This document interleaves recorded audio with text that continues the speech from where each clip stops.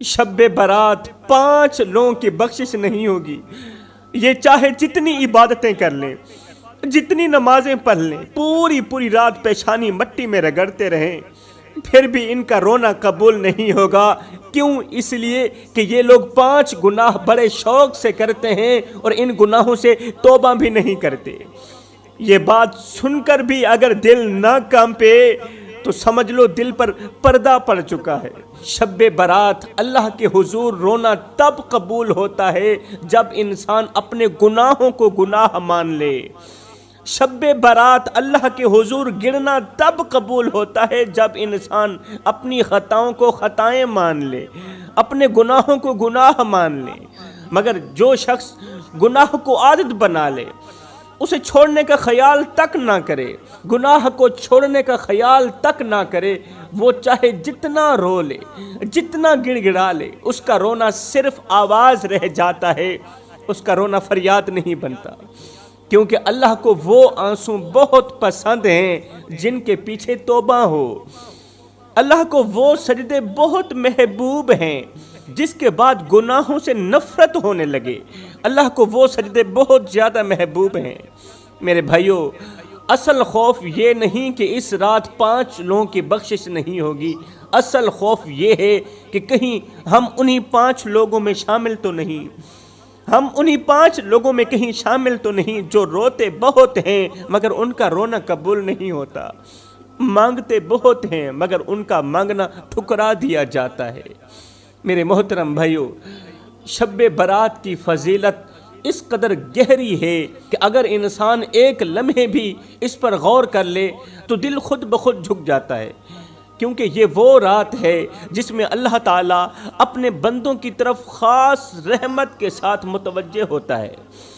اللہ کا فرمان ہے کہ وہ اپنے بندوں کے حال جانتا ہے، ان کے دلوں کے بھید دیکھتا ہے، ان کی نیتوں کو پرکھتا ہے۔ اللہ تعالیٰ اپنے بندوں کی نیتوں کو پرکھتا ہے اور جس کے دل میں سچائی ہو اس کے لیے معافی کے دروازے کھول دیتا ہے۔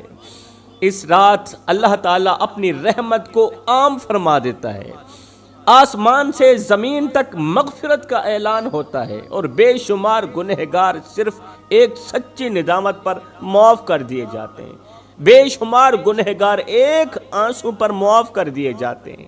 اس رات آنسوؤں کی آواز نہیں سنی جاتی بلکہ دل کے ٹوٹنے کی گواہی لی جاتی ہے۔ یہ وہ رات ہے جس میں اللہ تعالیٰ بندے سے یہ نہیں پوچھتا کہ تو نے کتنا پڑھا،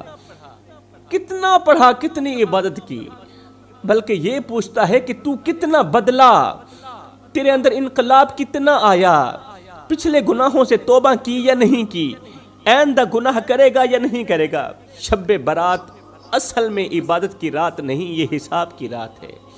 قسم خدا کی یہ کوئی خاص عبادت کی رات نہیں، یہ حساب کی رات ہے جہاں گناہ گنے جاتے ہیں، نیت تولی جاتی ہے۔ اس لیے اس رات خاموشی بولتی ہے اور شور بے معانی ہو جاتا ہے۔ میرے محترم بھائیوں، ساتھ ہی ساتھ میں اگر میں پچھلے گزرے ہوئے نبیوں اور رسولوں کا ذکر کروں تو ایک عجیب حقیقت سامنے آتی ہے، ایک عجیب حقیقت سامنے آتی ہے کہ ان سب کی زندگیاں ہمیں یہی سکھاتی ہیں کہ اللہ کے قریب وہی پہنچا جاتا ہے جو دن رات روتا ہے، اللہ کے قریب وہی پہنچتا ہے جس کا سر اللہ کے حضور جھک جاتا ہے۔ حضرت آدم علیہ السلام کو دیکھیں نا، ان کی کامیابی کا راز عبادت کی کثرت نہیں بلکہ غلطی مان لینا تھی۔ ہم تو گناہ کرتے ہیں پھر گناہ پر ڈٹ جاتے ہیں، پھر اس کو سچا ثابت کرنے کی بھرپور کوشش کرتے ہیں کہ ہم نے اچھا کیا، ٹھیک کیا۔ حضرت نوح علیہ السلام کی نجات کا سبب کشتی نہیں تھی بلکہ صبر تھا، کیونکہ اللہ تعالیٰ صبر کرنے والوں کے ساتھ ہوتا ہے۔ حضرت ابراہیم علیہ السلام کو آگ سے عبادت نے نہیں بچایا بلکہ دل کی توحید نے بچایا، عبادت نے نہیں بچایا تھا۔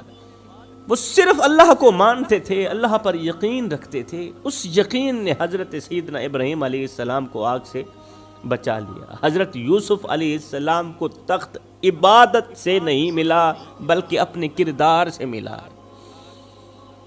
یہ سمجھ کر کسی نے یوسف کو تخت پر نہیں بٹھایا تھا کہ یہ اللہ کے نبی ہیں، یہ سمجھ کر تخت پر بٹھایا گیا کہ آپ کا کردار کیسا ہے۔ حضرت موسیٰ علیہ السلام کے لیے سمندر نے راستہ نہیں چھوڑا بلکہ یقین نے چھوڑا، اللہ پر کامل یقین تھا۔ حضرت ایوب علیہ السلام کی آزمائش عبادت سے نہیں ٹلی بلکہ صبر سے ٹلی۔ حضرت یونس علیہ السلام ایک اندھیرے سے نکلے، اس لیے نہیں کہ وہ نبی تھے بلکہ اس لیے کہ انہوں نے مان لیا کہ غلطی ہو گئی ہے، اللہ تو معاف کرنے والا ہے۔ حضرت عیسیٰ علیہ السلام کی زندگی میں بلندی کا راز، پرواز کا راز کرامت نہیں بلکہ رحم تھا، خشیت تھی، اللہ پر پختہ یقین تھا۔ اور پھر میرے کریم نبی کی پوری حیات ہمیں یہ سمجھاتی ہے کہ اللہ کے قریب وہی ہے جس کے دل میں عاجزی ہے، زبان میں نرمی ہے اور عمل میں سچائی ہے، اللہ کے قریب تو وہی ہے۔ اگر انبیاء علیہ السلام کی یہ زندگیاں شب برات کے آئینے میں دیکھیں تو ایک بات ضرور سمجھ آتی ہے کہ یہ رات عبادت دکھانے کی نہیں بلکہ اندر کا انسان بدلنے کی رات ہے، اور جو اس رات بدل گیا وہی اصل میں کامیاب ہوا۔ میرے محترم بھائیو، اب میں آپ کو تھوڑا سا شب برات کی فضیلت کے بارے میں بتانا چاہتا ہوں، کیونکہ یہ رات عام راتوں جیسی نہیں بلکہ یہ وہ رات ہے جس میں اللہ تعالیٰ اپنے بندوں کی طرف خاص توجہ فرماتا ہے۔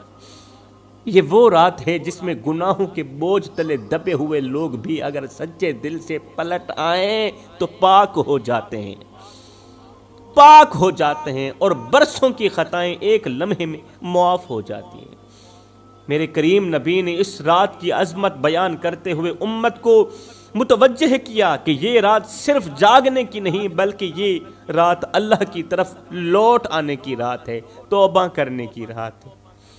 اس لیے میرے کریم نبی نے اس رات زیادہ خاموشی اختیار کی، زیادہ استغفار کیا اور اپنی امت کے لیے دل سے دعا کی۔ آپ اس رات یہ نہیں دیکھتے تھے کہ کس نے کتنا پڑھا بلکہ یہ دیکھتے تھے کہ کون واقعی حقیقت میں بدلا۔ لہٰذا ہمیں بھی اس رات کو صرف عبادت کی گنتی میں نہیں گزارنا چاہیے بلکہ دل کی اصلاح میں گزارنا چاہیے۔ ہمیں شب برات کو صرف عبادت کی گنتی میں نہیں گزارنا چاہیے بلکہ دل کی اصلاح میں گزارنا چاہیے۔ اپنی زبان کو نرم کریں، دل سے کینہ نکالیں، جن کا حق دبایا وہ واپس کریں، اور اللہ کے سامنے یہ وعدہ کریں کہ اب ہم گناہ کو شوق نہیں بنائیں گے۔ اگر ہم نے اس رات اپنے اندر کا انسان ٹھیک کر لیا تو شب برات ہمارے لیے نجات کی رات بن جائے گی، اور اگر ہم نے صرف رسم ہی نبھائی تو ڈر ہے کہ یہ عظیم رات بھی ہمارے حق میں گواہ نہ بن جائے۔ شب برات یہ وہی رات ہے جس میں اللہ تعالیٰ کی طرف سے فیصلے کیے جاتے ہیں، آنے والے پورے سال کے لیے فیصلے کیے جاتے ہیں۔ کس کو صحت ملے گی، کس پر آزمائش آئے گی، کس کے رزق میں وسعت ہوگی اور کس کے رزق میں تنگی آئے گی، کس کی زندگی میں سکون آئے گا اور کس کے حصے میں بے چینی آئے گی، یہ سب اسی رات طے کیا جاتا ہے۔ یہ وہ رات ہے جس میں انسان کی تقدیر لکھی نہیں جاتی بلکہ دہرائی جاتی ہے، یعنی جو بندہ جیسا رہا، جو نیت لے کر جیا، جو گناہ پر اڑا رہا، جو توبہ کی طرف جھکا، اس کے مطابق اس کے فیصلے مضبوط کر دیے جاتے ہیں۔ اس رات اللہ بندے کی پیشانی نہیں دیکھتا بلکہ دل کا رخ دیکھتا ہے، آنسوں کی مقدار نہیں دیکھتا بلکہ ندامت کی سچائی دیکھتا ہے۔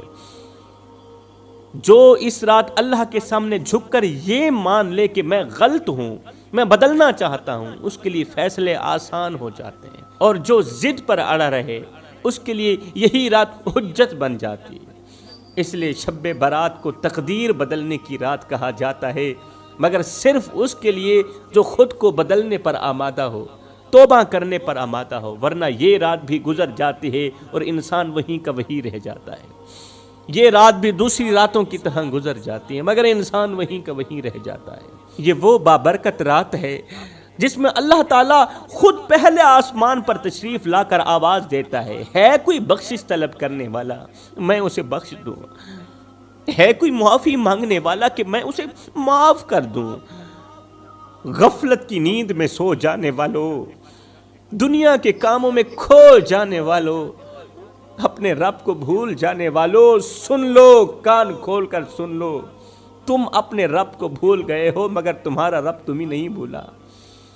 وہ رب جسے تم دن میں ایک بار بھی یاد نہیں کرتے، وہ رب رات کی تنہائی میں تمہیں پکار کر کہہ رہا ہوتا ہے اور آواز دیتا ہے پہلے آسمان پر آ کر، ہے کوئی مجھ سے رزق مانگنے والا، میں اسے ایسا عطا کر دوں کہ بڑے بڑے بادشاہ اس پر رشک کرنے لگے۔ ہے کوئی ٹوٹا ہوا دل لے کر آنے والا کہ میں اسے جوڑ دوں، ہے کوئی پریشان حال کہ میں اس کی پریشانی کو دور کر دوں، ہے کوئی گناہوں کے بوجھ تلے دبا ہوا کہ میں اس کا بوجھ ہلکا کر دوں۔ یہ وہ رات ہے جس میں رب بندے کی طرف قدم بڑھاتا ہے، خود رب بندے کی طرف قدم بڑھاتا ہے۔ شرط یہ نہیں کہ بندہ کتنا گنہگار ہے، شرط یہ ہے کہ بندہ کتنا سچا ہے۔ اس رات اللہ دکھاوے کے آنسو نہیں دیکھتا، وہ دل کی گہرائی میں چھپی ہوئی آہ کو سنتا ہے، آہ کو دیکھتا ہے۔ یہ وہ گھڑی ہے جس میں بندہ اگر سچ مچ اپنے رب کی طرف لوٹ آئے تو ماضی کے گناہ بھی مستقبل کے لیے رحمت بن جاتے ہیں۔ شب برات 5 لوگوں کی بخشش نہیں ہوگی، 5 لوگوں کی بخشش نہیں ہوگی۔ یہ چاہے جتنی عبادتیں کر لیں، جتنے روزے رکھ لیں، جتنی نمازیں پڑھ لیں، پوری رات پیشانی مٹی میں رگڑتے رہیں، پھر بھی ان کا رونا قبول نہیں ہوگا۔ یہاں تک کہ میرے کریم نبی نے فرمایا، صحابہ میں قیامت کے دن ہر ایک گنہگار کی سفارش کروں گا مگر ان 5 گنہگاروں کی سفارش نہیں کروں گا۔ سفارش کرنا تو رہی دور کی بات، محمد ان کی طرف دیکھنا بھی گوارا نہیں کرے گا۔ میرے بھائیوں، قسم خدا کی آج بھی ہم سب اسی ایک امید پر جی رہے ہیں کہ قیامت کے دن وہ ہستی ہماری طرف بس ایک نظر دوڑائے گی، ایک نظر ہم پر ڈال دے گی اور ہم غریبوں کا، ہم گنہگاروں کا کام بن جائے گا۔ کریم نبی کی نظر پڑتے ہی ہماری خطائیں دھل جائیں گی، ہمارے دل ہلکے ہو جائیں گے۔ مگر میرے بھائیوں، کبھی سوچا ہے اگر اس دن وہ ہستی ہمارا گناہوں میں ڈوبا ہوا چہرہ دیکھنا گوارا ہی نہ کرے، بتاؤ تو صحیح اس دن ہم کہاں جائیں گے؟ اگر وہ ہمارا گناہوں میں ڈوبا ہوا چہرہ، خطاؤں میں ڈوبا ہوا گندا چہرہ دیکھنا گوارا ہی نہ کرے، بتاؤ تو صحیح ہم کہاں جائیں گے؟ میرے بھائیوں، مسئلہ یہ نہیں کہ ہم گنہگار ہیں، مسئلہ یہ ہے کہ ہم گناہ پر فخر کرتے ہیں۔ ہم چھپ کر گناہ کرنے کے بعد اس گناہ کی لذت کے بارے میں لوگوں کو بتاتے ہیں جیسے ہم نے کوئی بہت بڑا کارنامہ سر انجام دے دیا۔ مسئلہ یہ نہیں کہ ہم پھسل جاتے ہیں، مسئلہ یہ ہے کہ ہم پھسلنے کے بعد شرمندہ نہیں ہوتے۔ مسئلہ یہ نہیں کہ ہم سے غلطی ہو جاتی ہے، مسئلہ یہ ہے کہ ہم غلطی کو بھی درست ثابت کرنے کی بھرپور کوشش کرتے ہیں۔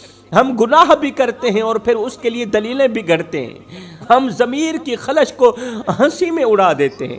یہی وہ مقام ہے جہاں انسان رحمت سے دور ہونا شروع ہو جاتا ہے، کیونکہ اللہ کو گنہگار بندہ برا نہیں لگتا، اللہ کو بدکار بندہ برا نہیں لگتا، اللہ کو وہ بندہ برا لگتا ہے جو گناہ کے بعد بھی بے پرواہ رہے۔ اللہ کو وہ بندہ برا لگتا ہے جو گناہ کرنے کے بعد بھی گناہ سے توبہ نہ کرے۔ میرے بھائیوں، اگر دل میں ندامت ابھی بھی باقی ہے تو راستہ ابھی بھی بند نہیں ہوا، راستہ آج بھی کھلا ہے۔ اللہ فرماتا ہے، اے میرے بندے، تو لوگوں کے لیے تو وقت نکالتا ہے، کبھی کبھار میں رب کے لیے بھی وقت نکال لیا کر۔ تو لوگوں کے آگے تو ہاتھ پھیلاتا ہے، کبھی کبھار میں رب کے آگے بھی ہاتھ پھیلا لیا کر۔ میرے بندے، تو کرتا وہ ہے جو تو چاہتا ہے، پر ہوتا وہ ہے جو میں رب چاہتا ہوں۔ اے میرے بندے، تو وہ کر جو میں چاہتا ہوں، پھر ہوگا وہی جو تو چاہتا ہے۔ جس ہستی کی ایک نظر نجات کا دروازہ کھول دیتی ہے، وہی ہستی فرما رہی ہے، صحابہ قیامت کے دن ہر ایک گنہگار کی سفارش کروں گا مگر 5 لوگوں کی سفارش نہیں کروں گا۔ سفارش کرنا تو رہی دور کی بات، محمد ان کی طرف دیکھنا بھی گوارا نہیں کرے گا۔ صحابہ کرام نے عرض کی یا رسول اللہ سنیا وہ کون سے لوگ ہیں جن کی آپ قیامت کے دن سفارش نہیں کریں گے؟ تو میرے کریم نبی نے فرمایا پہلا وہ شخص جو ساری زندگی شراب پیتا رہا اور پھر شراب پیتے پیتے بغیر توبہ کے مر گیا، صحابہ گواہ رہنا کل قیامت کے دن محمد اس کی سفارش نہیں کرے گا۔ میرے بھائیو ایک لمحے کے لیے غور کرو، یہ گناہ صرف پیالے تک محدود نہیں رہتا، یہ آہستہ آہستہ انسان کی غیرت، حیا اور عقل سب چھین لیتا ہے، انسان کی عزت بھی چھین لیتا ہے، روند دیتا ہے، انسان کی غیرت بھی روند دیتا ہے۔ شرابی کے بچے باپ کے ہوتے ہوئے بھی یتیموں کی سی زندگی گزار رہے ہوتے ہیں۔ ارے اس بیٹی کا کیا قصور جس کے لیے لوگ رشتہ مانگنے نہیں آتے؟ اگر کوئی آ بھی جائے تو صاف صاف کہہ دیتا ہے کہ بھائی ہم اس لڑکی کو قبول نہیں کریں گے کیونکہ اس کا باپ شراب پیتا ہے۔ آئے چاند جیسی خوبصورت بیٹی کی زندگی کو باپ کے نشے نے تباہ کر دیا۔ میرے بھائی کوئی حافظ کی ماں کہلاتی ہے، کوئی قاری کی ماں، کوئی حاجی کی ماں، کوئی غازی کی ماں۔ یہ بتا کہ تیری ماں کس کی ماں ہے؟ اور کہیں وہ شرابی کی ماں تو نہیں، کہیں وہ نشئی کی ماں تو نہیں، کہیں وہ بے نمازی کی ماں تو نہیں۔ اگر آج وہ شرابی کی ماں کہلائی جا رہی ہے تو تیری وجہ سے کہلائی جا رہی ہے۔ یہ نام اس نے خود نہیں چنا، یہ نام تو نے اسے دیا۔ ماں تو وہی تھی جس نے تجھے دودھ پلایا، جس نے تجھے پالا، سجدوں میں تیرے لیے دعائیں مانگی، مگر آج معاشرہ اسے تیرے گناہ کے نام سے پہچانتا ہے۔ آج معاشرہ اسے تیری شراب کے نام سے پہچانتا ہے کہ یہ شرابی کی ماں ہے۔ سوچ جب لوگ تیرے نام کے ساتھ تیری ماں کو یاد کرتے ہوں گے تو ماں کے دل پر کیا گزرتی ہوگی؟ جب کوئی تیری ماں کی طرف اشارہ کرتے ہوئے کہتا ہوگا کہ یہ شرابی کی ماں ہے، بتا تو صحیح اس وقت ماں کے دل پر کیا گزرتی ہوگی؟ اس لیے تو میرے کریم نبی نے فرمایا جو شراب پیے گا قیامت کے دن محمد اس کی طرف دیکھنا بھی گوارا نہیں کرے گا۔ صحابہ کرام نے عرض کی یا رسول اللہ دوسرا کون سا شخص ہے؟ یا رسول اللہ دوسرا کون سا شخص ہے جس کی آپ قیامت کے دن سفارش نہیں کریں گے؟ میرے کریم نبی نے فرمایا دوسرا وہ شخص جو ساری زندگی ماں باپ کو دکھ دیتا رہا، جو ساری زندگی ماں باپ کی آنکھوں سے آنسو نکالتا رہا، ساری زندگی ماں باپ کو درد دیتا رہا اور پھر ماں باپ سے صلح کیے بغیر مر گیا۔ صحابہ گواہ رہنا محمد قیامت کے دن اس کی سفارش نہیں کرے گا۔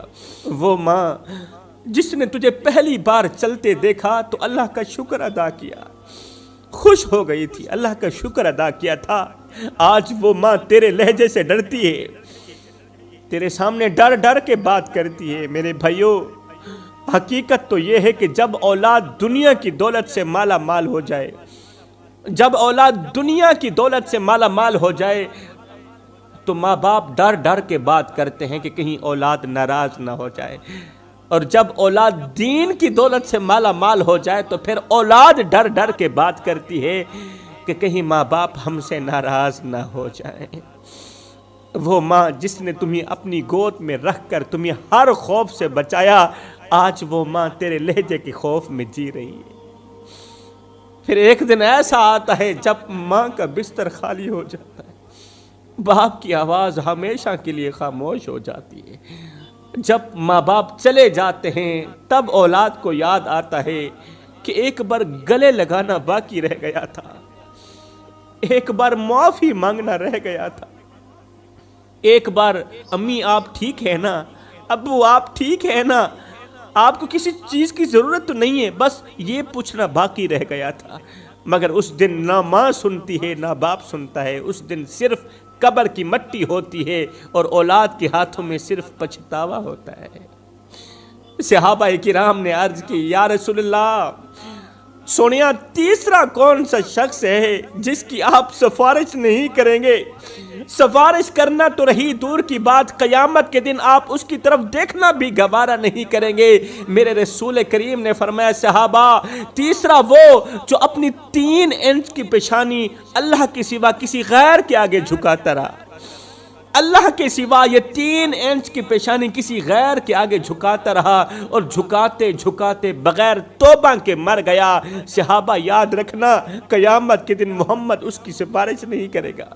میرے بھائیو، وہ سر جسے صرف رب کائنات کے آگے جھکنا تھا، مگر جب انسان اسے دولت کے آگے جھکا دیتا ہے، کسی طاقتور کے آگے وہ سر جھکا دیتا ہے، کسی منصب، کسی رتبے یا اقتدار کی کرسی کے آگے جھکا دیتا ہے، تو دراصل وہ اپنی عزت کو خود اپنے ہاتھوں سے مٹی میں ملا رہا ہوتا ہے۔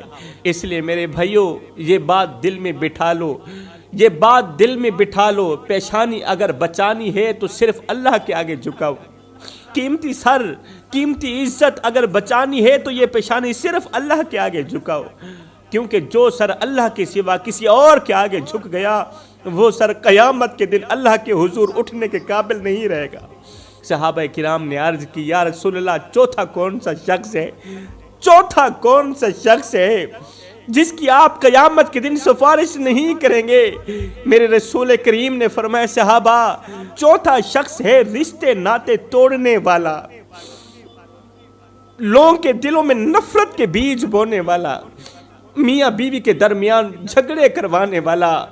یہ وہ بدقسمت شخص ہے، قیامت کے دن محمد سفارش کرنا تو رہی دور کی بات، اس کی طرف دیکھنا بھی گوارا